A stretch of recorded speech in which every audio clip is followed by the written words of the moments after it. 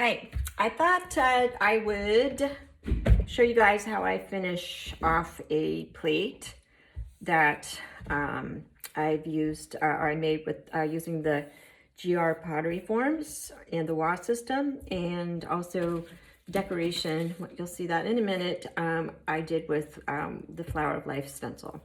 As some of you probably know, I've been making stencils lately and having a lot of fun. So this is just a demo finishing up a plate that I've decorated with a stencil. The stencil is still on here. So anyway, let me flip it over. I threw this, or I made this yesterday, I don't know, about 5 o'clock, and I let it dry upside down all night. It's about noon on the East Coast right now. So anyway, that gives you an idea of how long I let these stay on the form. It's also very humid here, so things take a little bit longer to dry. They dry slowly. Anyway, so let's, I'm gonna leave the stencil on for the moment.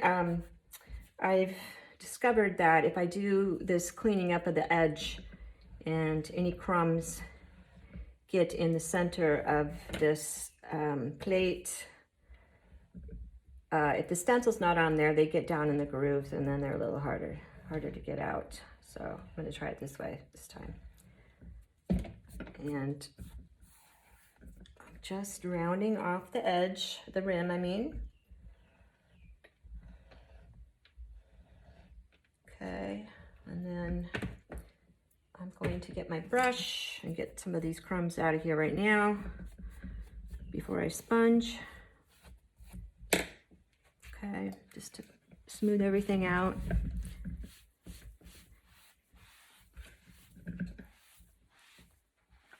Other side too. That's my dog downstairs shaking. Let's see.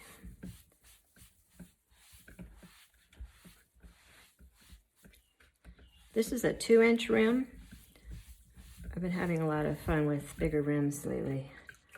They're fun to eat out of too. All right, I can go back and do some of this cleanup later. I kind of gouged it a little bit with the rib going around it. But anyway, for the most part, we're here to see the reveal with the stencil. So once again, if I see any little bits in here, I'm gonna get those out. And then I'm just going to carefully lift up a corner. Hang on a minute. Whoops. Jeez. Okay, sorry. All right, here we go. Hopefully you can see this, yeah.